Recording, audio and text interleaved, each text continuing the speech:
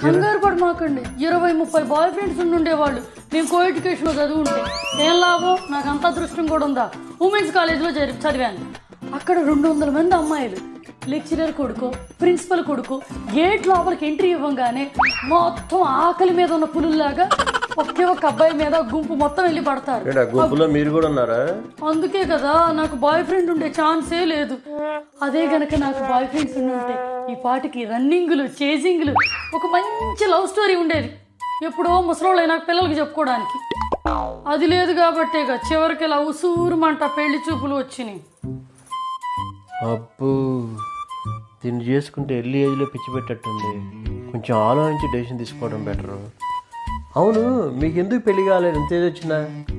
నన్ను ఏజ్ పెద్దదంటాడు అంటే మీరు కూడా ఏజ్ ఏం చిన్నగా లేరు కదా, కొంచెం ముదిరిపోయిన ఏజ్లా ఉంటే.